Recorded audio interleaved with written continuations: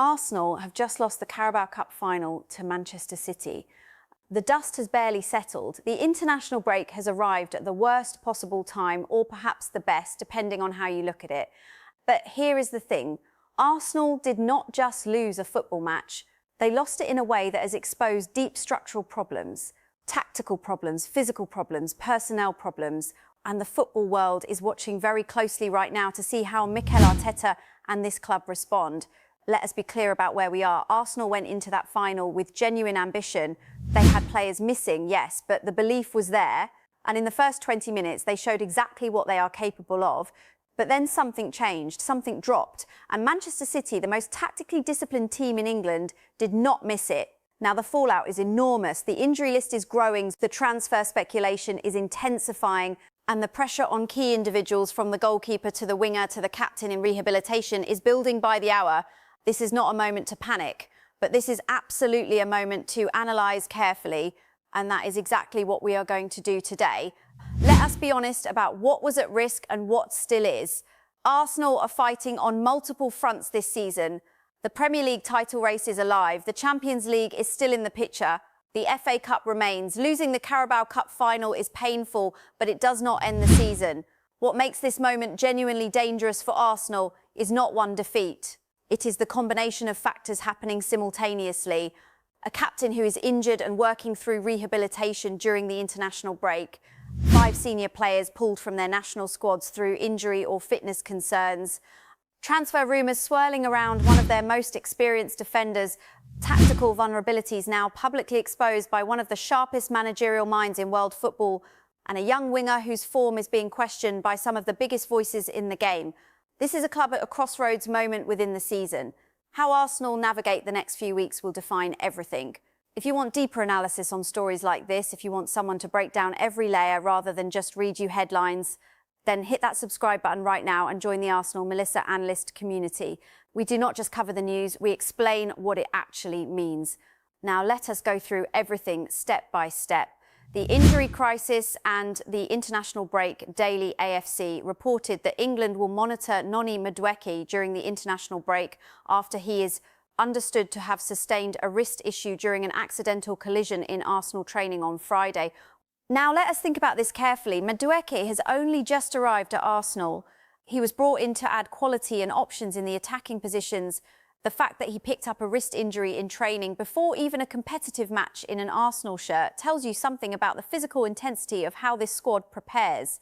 It is not negligence, it is elite-level football. But it adds yet another name to a growing list of concerns around this squad heading into a critical phase of the season. Arsenal Radar then confirmed the full picture of the injury situation at the club. William Saliba has a left ankle issue and has been ruled out of the France squad. His possible return date is listed as the Southampton away game on April 4th. Eberechi Eze has a calf injury and requires further scans, with his return date listed simply as unknown. Jurrien Timber is still recovering and has missed recent games, also targeting a possible return for Southampton on April 4th. Martin Ødegaard has a knee injury and is expected to be out for a month, also targeting Southampton on April 4th as a possible return. And Mikel Merino, who underwent foot surgery, is looking at a long-term recovery, with his return likely later in the season. This is a staggering list. Your captain, your most creative midfielder, your best centre-back, a key wide option, a midfield enforcer, all unavailable simultaneously. The reality for Arsenal right now is that they are carrying enormous medical weight into the most important weeks of their season. BBC Match of the Day then confirmed that 6 Arsenal first-team players pulled out of their national team squads for this international break. Gabriel Magalhaes withdrew from the Brazil squad. William Saliba withdrew from the France squad. Eberechi Eze withdrew from the England squad. Leandro Trossard withdrew from the Belgium squad. Martin Ødegaard withdrew from the Norway squad. And Jurrien Timber withdrew from the Netherlands squad. 6 players, 6 different countries, 6 different national teams now missing Arsenal personnel. That is not an unlucky week. That is a systemic physical problem that needs to be addressed. The evidence suggests that Arsenal's squad has been stretched to its absolute limit, and the physical toll of competing across so many fronts is beginning to show in a very real and very visible way.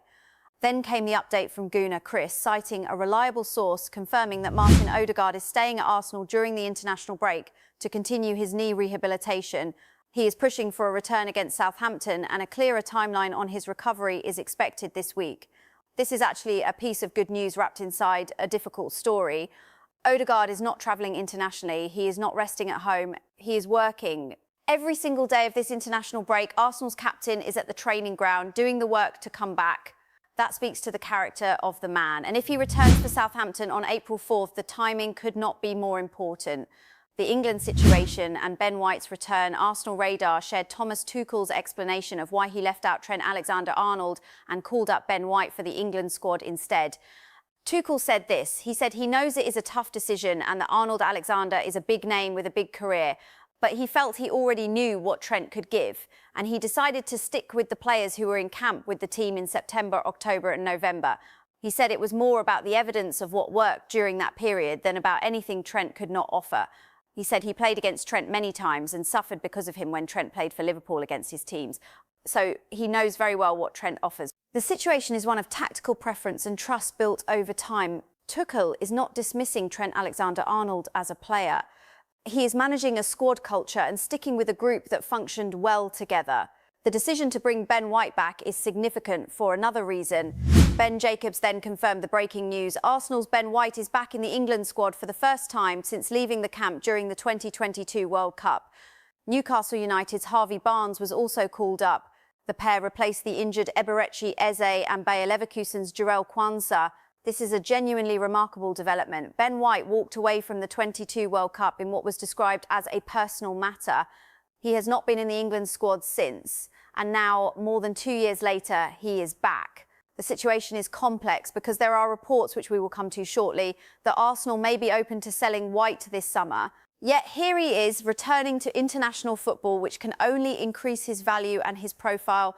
The timing is fascinating from a football business perspective. Section 3, the tactical autopsy of the Carabao Cup final. This is where the analysis becomes really important. Multiple respected voices have now broken down exactly what Manchester City did to Arsenal in that final, and the picture that emerges is both deeply tactical and deeply concerning. Keep It on the Deck provided a detailed breakdown of City's press.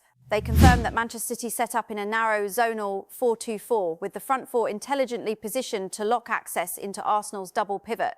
There was no chaos, it was calculated denial. Behind the front four, Rodri and Bernardo Silva operated by screening space, shifting ball side when the ball moved, ready to jump on pivots or fullbacks, while also protecting against direct play and second balls. The result was that Arsenal were invited to build, but only where City wanted them to. The Post concluded with this assessment: City did not chase the game.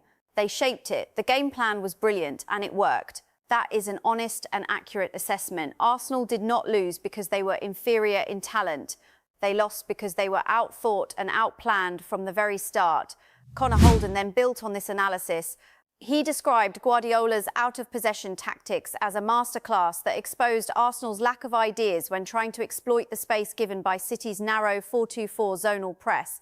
He described the setup as a zonal narrow 4-2-4, with the front four looking to zone off access to the Arsenal double pivot. Rodri and Bernardo Silva were positioned passively, ready to jump if Arsenal found the soft spot, but also giving City added protection against direct play and second balls. He then explained the outcome clearly. City forced Arsenal long and stunted their build by allowing Gabriel, Saliba and even the goalkeeper Kepa to have the ball for longer periods of time, knowing those players would struggle to find progressive solutions. This is the tactical reality. Arsenal's centre-backs and goalkeeper were deliberately given the ball by City's press because City trusted that those players could not unlock the press with forward passes. It was a sophisticated psychological and tactical trap, and Arsenal fell into it. Keep It on the Deck went even further in a separate post, directly saying that Guardiola's game plan was an absolute masterclass. They wrote that from the first whistle, everything was calculated, pressing triggers, positioning control. Arsenal's build-up play was completely nullified. No rhythm, no flow, no answers. They concluded that Mikel Arteta was tactically schooled on the day and that this was about elite-level detail and planning. The evidence suggests that Arteta and his coaching staff will need to find answers to this specific type of press before Arsenal face top-level opposition again. Because if City shared the blueprint, other managers will study it carefully. The voices after the final, Rio Ferdinand, made a point that has resonated across the football world. Arsenal Radar shared his comments. Ferdinand said that beyond Kepa's mistake, the biggest issue was Arsenal not being able to get through the press. He said that David Raya is the best goalkeeper in world football right now and that his distribution would have been a big factor in that game. He said Raya would have played over City's press, would have played through it at times, would have taken risks and would have put an element of doubt into City's press. He said that giving an opposition that kind of mindset makes them less convinced and gives them less conviction when they are trying to carry out Guardiola's tactical approach. He concluded by saying Arsenal did not deal with that bit of pressure one bit. This is a crucial point. Raya is not just a goalkeeper who saves shots. He is a ball-playing goalkeeper whose distribution becomes a tactical weapon against pressing teams. Without him, City's press had fewer risks to account for. The situation is that Arsenal's goalkeeper situation directly affected their ability to play through the most sophisticated press in English football. That is a significant finding. Victor Gyökeres was then asked whether the defeat could impact Arsenal's push for trophies on multiple fronts. Arsenal Radar shared his response. He said, of course, they do not feel great right now, but it is not like they have a game in 3 days. He said it is a few weeks until the next one, and that for sure they will go again and will be even more motivated for those matches. Gyökeres is right to point to the gap. The international break provides time to reset mentally and physically. And the motivation of a painful defeat can be a powerful fuel if channeled correctly by the management. Rodri then delivered what might be the most important warning of all. Liquid Guna reported that Rodri warned Arsenal that Manchester City detected a key weakness during the Carabao Cup final, specifically a second-half physical drop-off. He said City detected Arsenal dropping off physically and capitalised on it. He stressed the importance of personality and pushing to win decisive moments. He said they dropped off a bit physically and City detected it and wanted to go for it. This is not trash talk. This is a tactical warning from one of the most intelligent midfielders in world football. Rodri is telling the world exactly what he and City saw. Arsenal's physical intensity dropped in the second half, and City exploited it deliberately. The implication for the Premier League title race is serious. If Arsenal cannot maintain their physical intensity for 90 minutes in a major final, that becomes a concern in every top-level match from here. Micah offered his perspective twice. First, he spoke about Arsenal's press. He said that in the first 20 minutes, Arsenal knew exactly what they needed to do in terms of their press. But in the second half, they went back to what he had seen them doing in recent weeks, going really low. He said that allowed City to get on the ball, be confident, and Arsenal just could not get out. He said Gyökeres showed good running power in the first half, but in the second half, they could not get out. Then Richards addressed Bukayo Saka directly. He said, this is where you separate the men from the boys. He said it starts with the manager because the players are having to do so much defensive work that when they get on the ball, they have to travel too far up the pitch. He said it is also about players taking personal responsibility. He described Saka as a top player, but said the combination of the defensive setup and Saka's current dip in form is preventing the world from seeing the best version of him. He said Saka needs to look at the Carabao Cup defeat as a turning point, not the end of the world, and ask himself what he can do in the Champions League, FA Cup and League to show he is still the Saka that everyone knows and loves. He concluded by saying, big players turn up in big games, and that is what Saka needs to do now. This is a fair but demanding assessment. The reality for Saka is that the tactical structure around him is limiting his ability to be explosive and progressive. But at the highest level, top players find ways to impose themselves regardless. The expectation now is that Saka uses this break to reset and returns with the urgency and quality that made him one of the most exciting players in the world. Declan Rice posted on Instagram after the defeat. Connor Hum shared his message. Rice wrote that one final defeat does not define us. He said, it only makes the team hungrier to go and finish the season strong. He thanked the fans and said, see you after the break. Simple, measured, determined, the tone of a player who understands the moment but refuses to let it become a defining negative. This is leadership, and from Arsenal's captain-in-waiting, it is exactly what the fan base needed to hear. Transfer news, confirmed targets and emerging stories. Now to the transfer picture, which is moving quickly even during the international break.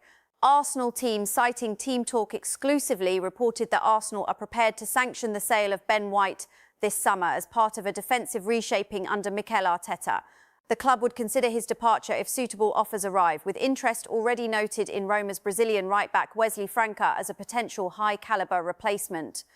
The report noted that White, signed from Brighton for around £50 million in 2021, has seen reduced minutes this season, with Jurrien Timber establishing himself as the preferred option at right-back. The key points confirmed are that Arsenal are open to cashing in on the England international, that the focus is on refreshing the backline, and that there are emerging links to the 22-year-old Wesley Franca, who is impressing at Roma. The situation is now confirmed from multiple directions. Transfer News Live then reported that Arsenal are stepping up their pursuit of Wesley Franca ahead of the summer window. The 22-year-old has impressed since joining from Flamengo, catching attention with his athleticism, his defensive work and his attacking threat. Everton are also said to be interested, while Arsenal continue to monitor Tino Livramento, Nnamdi Collins and Vanderson as alternative options. Ben White could be sold if the right offer arrives, with the club open to his departure. Matchday HQ then broke that Arsenal are showing strong interest in signing Roma defender Wesley Franca, citing Ficharge.net as the source. The picture is now clear. Wesley Franca is Arsenal's primary target at right-back for the summer. He is 22 years old. He has impressed at Roma with his athleticism, his defensive quality and his ability to contribute in attack. He fits the profile of a modern fullback that Arsenal want. And Ben White's departure would fund and create space for this move. This is not a rumour. This is a story confirmed by multiple sources and moving in one consistent direction. About Miles Lewis-Skelly. According to Team Talk, Manchester United are weighing up a summer move for the 19-year-old Arsenal left-back. Lewis-Skelly has fallen down the pecking order this season, with Piero Hincapié and Riccardo Calafiori preferred at left-back. Arsenal are planning a major summer overhaul, with several first-team players potentially leaving. Lewis-Skelly is among those who could depart, with interest from clubs in the Premier League and across Europe. Manchester United are among the options under consideration. The England youth international is understood to be open to leaving in search of regular game time, and Everton and Brentford are also interested. It is important to be clear here. This is a rumour at this stage. Nothing has been confirmed, but the logic is there. Lewis-Skelly is 19. He is not getting regular minutes, and a manager of his quality needs consistent football to develop. The situation is one that Arsenal will need to manage carefully. Selling a homegrown talent of his potential to Manchester United would be a deeply controversial decision, but blocking his development by keeping him on the bench would also be a disservice to the player. Now, for one of the most exciting transfer stories in this entire conversation, Arsenal News, citing Team Talk, reported that Arsenal are eyeing a move for Lille midfield sensation Ayoub Bouadi. Arsenal are continuing to do extensive groundwork on the 18-year-old Lille midfield prodigy. Arsenal scouts were confirmed to have been present on Sunday to watch Bouadi in action as Lille secured an impressive 2-1 victory over Olympique de Marseille. The teenager has been on Arsenal's radar since before his senior breakthrough at Lille, though Liverpool, Manchester City and Chelsea are also keen. This is a significant piece of intelligence. Arsenal are not just watching Bouadi casually. They are doing extensive groundwork. Their scouts were physically present at a specific match. That is a serious level of commitment to assessing a player. The fact that Liverpool, Manchester City and Chelsea are also watching him tells you everything about the level of talent Arsenal are pursuing. This is a highly sought-after teenage midfielder. At 18, playing in League One and drawing interest from 4 of England's biggest clubs, Bouadi represents exactly the kind of forward-thinking recruitment that has defined Arsenal's recent approach. The story about Christian Pulisic adds another dimension. Arsenal are reportedly interested in signing AC Milan winger Christian Pulisic this summer. The 27-year-old has been in talks with the Serie A giants over a new deal for some time. His current contract at San Siro expires in the summer of 2027. According to Italian journalist Marco Verini, Arsenal are keen on signing Pulisic this summer, a situation that has led Milan to pause contract talks. The Rossoneri have set a £65 million asking price for the American attacker, with Arsenal understood to be ready to make an official offer. Pulisic is no longer considered untouchable at Milan, and he is open to a return to the Premier League ahead of next season. The implications here are significant. Arsenal are targeting a proven Premier League operator who knows the demands of English football. At 27, Pulisic is at the peak of his powers. He has pace, creativity and the ability to play across multiple attacking positions. At £65 million, he would represent a major investment. But if Arsenal are serious about competing at the highest level consistently, adding his quality to their squad makes sense. Looking forward, what Arsenal must do now, Graham Souness, speaking via the Daily Mail, backed Arsenal to win the Premier League title. Arsenal Radar shared his comments. Souness said he thinks Arsenal will win the league. He said they know how to win football matches and it is not everyone's cup of tea. He said he has won leagues and they were not always the prettiest outfit. They just got the job done. He said no one will remember how they did it. He said Arsenal will evolve and they are not a team the rest of the league enjoys playing against because they test you to your limits. This is a measured and credible endorsement from a man who has won at the highest level. Souness is not saying Arsenal are perfect. He is saying they have the mentality and the methods to get over the line. After a painful cup final defeat, that perspective is important to hold on to. And finally, Arsenal confirmed they will face Spanish side Real Betis at the Aviva Stadium in Dublin on Wednesday, August 5th, as a pre-season friendly, with ongoing discussions about a possible second overseas friendly in Europe. Pre-season planning is already underway. That tells you something important. Arsenal are not dwelling, they are building, they are looking forward. The Carabao Cup defeat is painful, but the club is already thinking about next season, about preparation, about how to come back stronger. Closing thoughts. The situation at Arsenal right now is one of the most layered and complex in recent memory. A cup final defeat that exposed tactical and physical vulnerabilities, 6 senior players unavailable for international duty, a captain rehabbing alone at the training ground during the break, transfer targets being identified and pursued aggressively, experienced defenders potentially being moved on, young talents attracting interest from rivals, pundits questioning individual performances, and yet underneath all of it, a belief among those closest to the club that Arsenal are still capable of winning the Premier League title this season. The evidence suggests this is a squad with real quality, real depth and real resilience. But the evidence also suggests that the challenges ahead are significant and cannot be ignored. The international break is not just a pause for Arsenal, it is a moment of reckoning, rehabilitation and reset. When the players return and the Premier League resumes, we will find out very quickly what this Arsenal squad is truly made of. And when that moment comes, Arsenal Melissa analyst will be here to break it all down for you in full. If you made it to the end of this video, thank you. Please hit the subscribe button, leave a comment below with your thoughts and share this video with every Arsenal supporter you know. The analysis will only get deeper from here. This is Arsenal Melissa analyst. See you in the next one.